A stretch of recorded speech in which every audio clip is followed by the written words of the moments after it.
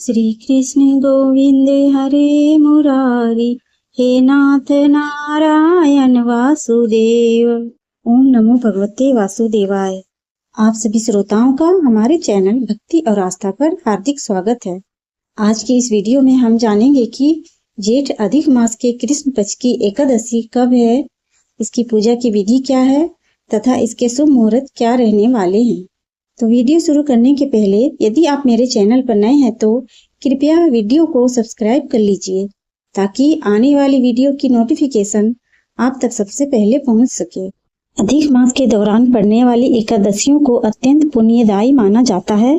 अधिक मास के कृष्ण पक्ष में पड़ने वाली एकादशी को परमा एकादशी कहा जाता है। 3 साल में एक बार पड़ने की वजह से अन्य एकादशियों की तुलना में परमा एकादशी का महत्व अधिक बढ़ जाता है। इसे कमला एकादशी के नाम से भी जाना जाता है। इस शुभ दिन विधि विधान के साथ व्रत रखने और भगवान विष्णु की पूजा करने से व्यक्ति के पापों का नाश होता है। तो आइए जानते हैं कि परम पुण्यदायी, कल्याणकारी और पवित्र परमा एकादशी का व्रत कब रखा जाएगा। वैदिक पंचांग के अनुसार जेठ अधिक मास की परमा एकादशी की तिथि 10 जून बुधवार को रात 12:58 से शुरू होगी और 11 जून गुरुवार को रात 10:37 पर समाप्त होगी। ऐसे में परमा एकादशी का व्रत 11 जून 2026 को रखा जाएगा तथा परमा एकादशी व्रत का पारण अगले दिन 12 जून को किया जाएगा। इसके लिए शुभ मुहूर्त सुबह 5:23 से लेकर सुबह 8:10 तक रहेगा। परमा एकादशी के दिन शुभ उत्तम मुहूर्त सुबह 5:23 से लेकर सुबह 7:07 तक रहेगा। वहीं ब्रह्म मुहूर्त सुबह 4:02 से 4:42 तक रहेगा, जबकि अभिजीत मुहूर्त दिन में 11:53 से लेकर दोपहर 12:49 तक रहेगा।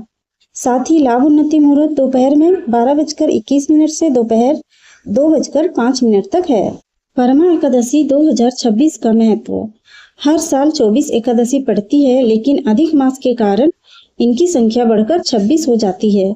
इन 2 अतिरिक्त एकादशियों में से एक परमा एकादशी है। पुराणों में परमा एकादशी को दुर्लभ सिद्धियों को प्रदान करने वाली माना जाता है।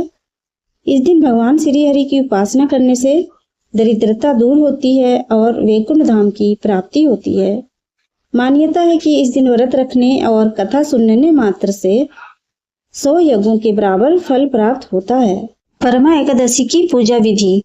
परमा एकादशी के दिन सुबह जल्दी उठकर स्नान करें और साफ सुथरे वस्त्र धारण करें। इसके बाद भगवान विष्णु के सामने व्रत का संकल्प लें।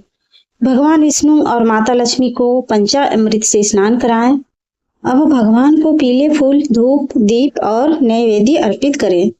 नैवेद्य अर्पित करते समय उसमें तुलसी का पत्ता अवश्य शामिल करें। इसके बाद भगवान की आरती करें और विष्णु सहस्त्र नाम का पाठ करें।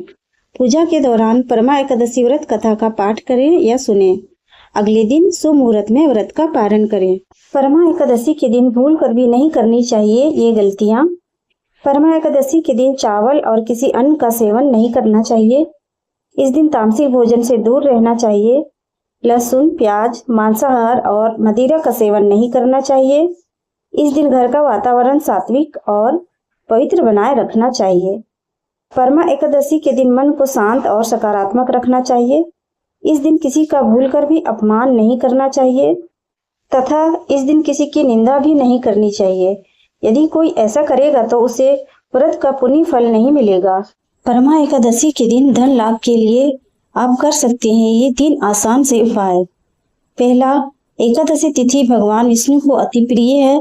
मान्यता है कि इस दिन तुलसी के पौधे के पास घी का दीपक जलाने से माँ लक्ष्मी प्रसन्न होती हैं और धन लाभ के योग बनते हैं। दूसरा उपाय, एकादशी के दिन माँ लक्ष्मी को खीर का भोग लगाना चाहिए और प्रसाद का वितरण करना चाहिए। ऐसी मान्यता है कि ऐसा करने से माँ लक्ष्मी के साथ भगवान विष्णु की कृपा मिलती है। तीसरा उपाय, एकादशी के दिन पूजा के समय पीले कपड़े में 11 कौड़ी या सिक्के बांधकर माँ लक्ष्मी और भगवान विष्णु के सामने रखें। बाद में इसे धन रखने के स्थान या तिजोरी में रखना चाहिए। ऐसा करने से धन की स्थिति में सुधार होता है और आर्थिक खुशहाली आती है। ये वीडियो और जानकारी आपको अच्छी लगी हो तो वीडियो को लाइक और चैनल को सब्सक्राइब करना ना भूलें। राधे राधे, जय श्री कृष्ण।